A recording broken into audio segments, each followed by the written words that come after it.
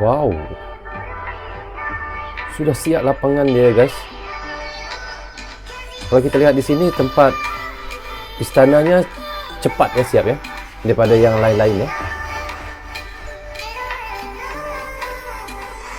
Wow, sudah banyak ya siap ya. Wow.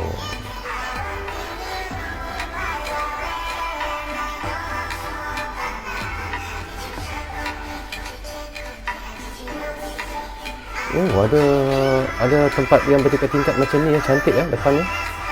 Oh, ini dia punya lapangan depan dia. Oh, di sini nanti untuk sambutan HUT RI 79 ya, dikatakan ya tadi. HUT RI 79 akan disambut di IKN guys ya. Progres IKN Nusantara menuju ke HUT RI ke-79. Saya katakan tadi ya. Kita lihat ini sudah hampir semua sudah pada level, tinggal perapian pemadatan. Nanti kita lewat yang aspal, terus yang tanah, mulai dari tanah itu pemadatan, baru ini baru aspal. Nah, batu ini dari Palu semua. Di manajemen konstruksinya, memang dihitung betul. Motong pohon pun dihitung oleh beliau ini Kasatgas pembangunannya. Oh, semua dikira ya. Itu sudah sekitar 74%, mungkin hari ini lebih ya. Dalam konteks persiapan yang Agustus itu hampir seluruhnya masuk ke dalam batch 1. Misalnya kantor presiden. Ini dia punya itu tuh ya, sudah sekitar 74%. Tanah dan lapangan upacara sudah 60%. Wow. Kemudian gedung-gedung Kemenko juga progresnya di atas 40% rata-rata. Kemudian kita berlokasi di bendungan bagus semua ini. Ini udah selesai. Kemudian intake bagus sudah selesai. Itu artinya air baku ya, yang nanti diolah jadi air minum itu sudah siap. Infrastruktur pendukung air baku diolah jadi air minum ya. Listrik, fiber optik, gas sudah kita persiapkan juga yang akan masuk ke dalam multi utility tunnel. Kemudian sumbu kebangsaan. Kemudian yang penting juga akses jalan tol. Ya, intinya siap lah. Insyaallah. Akses jalan tol pun ada ya. Okey guys, kita lihat ya bagaimana pantasnya ataupun lajunya iaitu proyek IKN ya. Memang sangat cepat ya pemerintah Indonesia untuk laksanakan, dikatakan nanti iaitu untuk HUT RI 79 pada tahun 2024 ini pada tanggal 17 Agustus ini akan disambut di IKN Ibu Kota Nusantara yang baru di Indonesia inilah. Jadi kita lihat di sini dikatakan sudah 74% untuk istana yang Garuda itu sudah hampir siap guys ya. Itu pantasnya 74% sudah sangat laju ya. Bagaimana pantasnya untuk menyiapkan iaitu Ibu Kota Nusantara yang baru guys. Jadi di sini kita mau reactionkan bagaimana iaitu progres ataupun yang mana yang sudah siap, yang mana yang belum ya. Kita lihat bagaimana pantasnya berjalannya proyek IKN ini. Ayo guys, kita lanjut dengan lain-lain video. Mari. Ini dia Ibu Kota Negara Nusantara. Wow.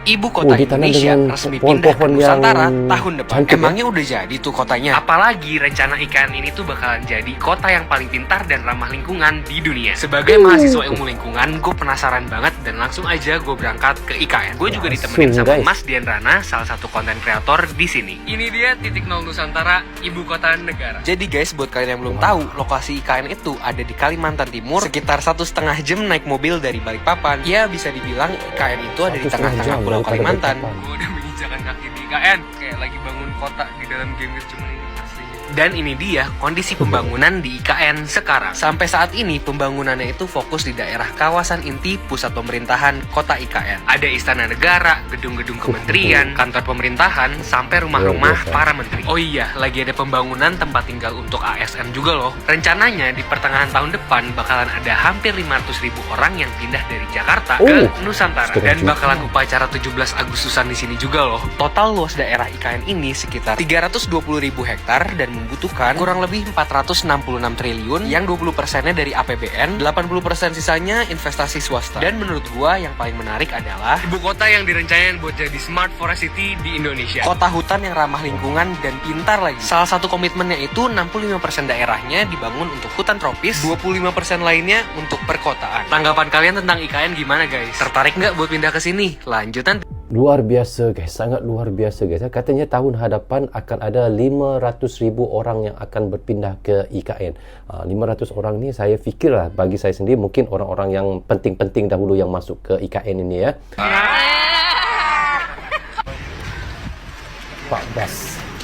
Pak Basuki ya. Wah, ini rumah para menteri guys ya, katanya rumah para menteri yang sudah siap ya, sudah hanya untuk tinggal diduduki saja lagi. Wow, dalamnya guys. Memang sultan punya taraf nih. Dinding marmar saya lihat tadi, yang tadi dindingnya full marmar. Cantik ya. Ada 2 lantai ya. Lihat kitchen dia. Dapurnya aja. Wow. Ini kamar-kamar. Berapa kamar? 4 kamar 2 lantai ya. 4 dengan master bedroom.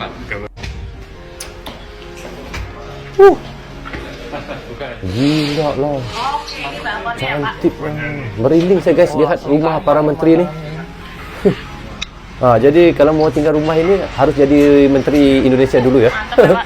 Boleh duduk di sini. Tinggal di sini. Semua dalam negeri kan? Iya Pak. Oh iya Pak. Kecuali mungkin yang smartnya itu. Smart system. Proyek IKN Pak Jokowi adalah proyek yang paling buang-buang uang. Anggarannya bisa sampai 466 T dan ini sama aja dengan sepertiga pendapatan pajak seluruh Indonesia di tahun 2023. Karena ini videonya dulu tahun 2019, kalian bisa lihat sendiri. Ini dulu isinya hutan. Makanya ini sering disebut sebagai proyek paling nggak realistis karena budget pemerintah tuh minim dan tiba-tiba masa Yosi San itu juga batal invest di IKN. Mega proyek di daerah perkampungan itu sangat sulit banget. Butuh jalan akses yang baik dari kota terdekat. Akses listrik juga luar biasa susah. Belum lagi masalah air bersih. Tapi kalian bisa lihat sendiri, sekarang itu banyak banget swasta yang akhirnya sudah berinvestasi untuk membangun proyek-proyek di IKN. Makanya kalau kita dulu itu pesimis, sekarang kita harus patut bangga dengan Pak Jokowi karena dia tetap membangun IKN dan mendorong konglomerat untuk membangun dan berinvestasi di sana. Dan ini peresmian pada Agustus nanti. Semua pembangunannya itu benar-benar dikebut 24 jam sehari. Mulai dari pembangunan kantor-kantor menteri, istana negara, kantor dinas, sampai pembangunan hotel bintang 5 pun akan dipastikan selesai sebelum bulan Agustus ini. Jujur karena aku ngeliat sendiri perkembangannya dari 2019 sampai 2024 ini, aku bener-bener merinding banget dan aku sekarang merasakan pembangunan IKN itu bukan buang-buang uang, tapi harapan untuk pemerataan seluruh rakyat Indonesia, ikon negara ibu kota terbaik di dunia, dan ini akan jadi sejarah yang diceritakan oleh anak cucu kita nanti. Wah, ini guys penampakan yang sudah siap ya. Wow. Tapi kita lihat yang untuk istananya ni memang pantas ya.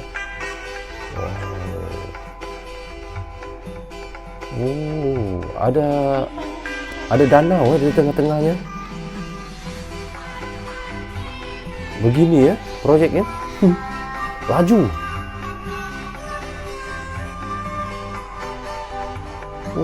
Ini gedung-gedung apa ya guys? Depan-depannya. Pasti ada mall ya. Mall ya untuk shopping-shopping ya, berbelanja. Ini istananya. Wah, kepala Garudanya sudah hampir siap ya. Ini apa nih? Oh, rangka-rangkanya masih dibuat daripada kayu-kayu macam tu rangka dia. Forest City ya. Iaitu kota yang dipenuhi dengan kehijauan. Wujud kantor presiden. Visual Garuda raksasa telah tegak berdiri di Ibu Kota Nusantara atau IKN. Ya, megahnya lambang RI ini tampak menonjol sebagai representasi kantor presiden di IKN. Bangunan ini terdiri dari bilah-bilah yang terpasang membentuk kepak sayap burung Garuda yang bersiap menyongsong visi Indonesia 2045. Diketahui progres pembangunan kantor presiden ini telah mencapai 73,67%. Sementara, proyek Istana Presiden dan Lapangan Upacara, progresnya per 8 Februari 2024 sudah mencapai 55%. Adapun akselerasi pembangunan IKN terutama infrastruktur tahap 1 telah dikerjakan Kementerian PUPR. Bahkan, hingga saat ini progres konstruksi infrastruktur tahap 1 sudah tembus lebih dari 74%.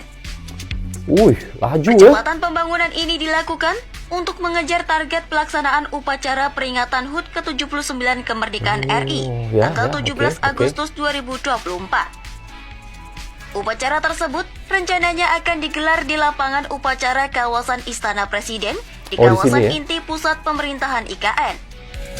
Okey, katanya itu nanti di hadapan istana yang lapangan besar itu akan tempatnya HUT RI ke-79 pada 17 Agustus 2024 ini nanti ya. Okey. Sehingga sejumlah infrastruktur pun dikebut pembangunannya seperti kantor presiden, lapangan upacara, rumah tapak jabatan menteri, rusun ASN, kantor kementerian koordinator, hingga jalan tol IKN. Oh, jalan tol IKN itu sudah Garuda raksasa yang telah berdiri megah, lapangan upacara juga sudah tampak ditanami rumput hijau. Ketua Satgas Pelaksanaan Pembangunan Infrastruktur IKN, Danis Hasumadilaga, menyebut dengan sisa waktu kurang lebih 20 minggu, maka pembangunan akan dibagi dalam tahapan pekerjaan menjadi 2-3% per minggu. Wow, ini dia punya JPO ya. Cantiknya sudah siap ya JPO-nya guys. Plaza Semeni di ibu kota Nusantara ini katanya. Wah, cantik ya pemandangan daripada sini. Nampak ya rumah-rumah menteri, istana. Tiang bendera setinggi 45 meter telah dipasang di IKN dan siap tampil pada upacara 17 Agustus 2024 mendatang. Oh, tiang ni akan dinaikkan ya 45 meter tu. Untuk 17 Agustus ni guys. Sini lah nanti Paski Braka akan di sini. Oi, kalau ada rezeki saya mau pergi guys buat konten di sini. Nak lihat secara langsung ya upacara ke-79 HUT RI di IKN. Wah, pasti ramai ya, pasti meriah guys ya. Kalau ada rezeki ya, doakan ya. Lapangan sepak bola yang dibuat Jokowi di IKN Kaltim hampir selesai. Ada lapangan sepak bola di IKN. Wow. Ada stadium ya. Tak tahu stadium ya. Ataupun lapangan saja ataupun stadium, bagaimana guys? Bisa komen di bawah komentar guys. Kalau stadium sudah pasti ada dia punya tempat duduk, ada bumbung ya, tapi ini lihat macam lapangan begitu saja ya. Mungkin untuk training timnas Indonesia di sini. Tapi besar ya. Ini dia punya mungkin tak tahu tempat penonton ke bagaimana ya. Wow. Ada lapangan sepak bola guys. Putrajaya di Malaysia pun saya rasa lapangan sepak bola ada, tetapi untuk umum saja, bukan untuk khas timnas Malaysia. Dia tiada untuk khas timnas Malaysia ya. Tapi untuk umum ada ya di sana. Tapi kecil lah, tidaklah sebesar ini ya yang di Putrajaya tu. Ya, Putrajaya kita tahu memang dia sudah disiapkan untuk pemerintah di sana ya juga.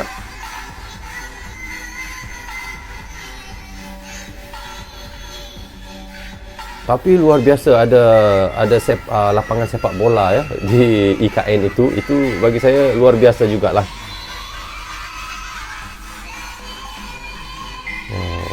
Dia punya tu ya. Wow. Cantik ya. Dia punya struktur bahagian gedung-gedungnya tu rapi ya susunan dia. So, okay guys, seperti yang kita reactionkan tadi, dikabarkan kita lihat untuk HUT RI yang ke-79 akan disambut di kota IKN Nusantara. Bagi saya guys sendiri, iaitu sambutan HUT RI kali ini pasti sangat berbeza daripada tahun-tahun sebelum ini. Dan seperti yang kita dengar dan tonton tadi juga guys, iaitu progres, iaitu pembangunan lapangan upacara IKN sudah hampir siap 70%. Dan dikatakan juga tadi guys, iaitu untuk tamu-tamu VIP dalam perayaan HUT kemerdekaan RI di IKN dikatakan harus menggunakan iaitu mobil listrik ataupun electric vehicle EV. Dikatakan nanti akan melakukan simulasi dan apakah setiap duta besar negara-negara sahabat diberikan satu mobil listrik ataupun apakah mereka akan menggunakan bis listrik. Dan ini merupakan domain dari Kementerian Sekretariat Negara katanya guys. Dan manakala untuk rumah-rumah para menteri sudah siap sepenuhnya dan sudah bisa siap untuk masuk dan duduk saja. Dan bukan itu saja guys, kita lihat iaitu kantor presiden sudah pun siap di atas 80%. dan katanya sudah 84% interior sudah masuk juga. Dan bagi saya sendiri guys, proyek IKN ini sangat pantas sekali. Tetapi ada di antara mereka yang mengatakan proyek IKN ini adalah proyek abal-abal. Tetapi apabila saya sendiri melihat pantasnya penyiapan proyek IKN ini, di manakah maksudnya dikatakan proyek abal-abal itu? Sila jawab bagi mereka yang berkata begitu. Jadi guys, dari apa yang kita reactionkan tadi juga dikatakan IKN yang mengusung konsep Smart Forest City akan dibangun dan diproyeksi dan selesai pada tahun 2045, dan konsep Smart Forest City akan mempertahankan 50% dari wilayah sebagai areal berhutan. Aktivitas pembangunan akan tetap diperhatikan aspek-aspek lingkungan dan hutan dengan metode serta pendekapan landscape yang terintegrasi dengan menerapkan konsep Forest City ini guys. Maka warga yang berdiam di Nusantara akan hidup berdampingan dengan alam, dan dikabarkan juga penerapan konsep Forest City juga selaras dengan target pemerintah yang ingin agar Nusantara bisa mencapai net zero pada tahun 2045, dan target ini juga menunjukkan keseriusan Indonesia untuk terlibat mengurangi efek gas rumah kaca di dunia serta menjadikan Indonesia sebagai paru-paru dunia, dan sangat sesuai dengan gelaran untuk Kalimantan sebagai iaitu paru-paru dunia sebelum ini. Namun demikian guys, pemerintah wajib membuat IKN Nusantara menjadi smart city di dalam Forest City. Artinya kota yang berwawasan alam, namun semua sistem di dalamnya sudah didukung dengan teknologi yang canggih. Maknanya walaupun kota IKN yang mementingkan kehijauan tumbuhan alam, tetapi tetap didukung dengan teknologi canggih, maka kita tidak perlu risau lagi, semuanya sudah lengkap di IKN. Jika saya diberikan pilihan juga guys, saya juga mahu menjadi salah seorang yang menduduki ataupun tinggal di IKN, kerana IKN adalah di antara kota tercanggih, iaitu Forest City yang terhebat di dunia guys. Bagaimana teman-teman? Adakah teman-teman teringin ataupun mahu juga tinggal di IKN? Komen di bawah komentar. Kalau saya ditanya pada diri saya mahu guys. Tetapi kalau ada rezeki lah. Jadi guys, bagaimana pandangan teman-teman? Teman-teman bisa komen di bawah komentar. Jadi rasanya sampai di sini saja untuk reaction kita kali ini. Apapun saya ucapkan terima kasih kepada anda yang sentiasa mendukung Brozo Channel daripada dulu hingga sekarang. Dan bagi teman-teman yang baru saja hadir, jangan lupa klik subscribe dan klik tombol loceng. Tanda dukungan teman-teman kepada Brozo Channel. Yang baik semuanya datang daripada Allah SWT. Yang salah dan silap datangnya daripada saya sendiri. Assalamualaikum. Goodbye. Bye-bye.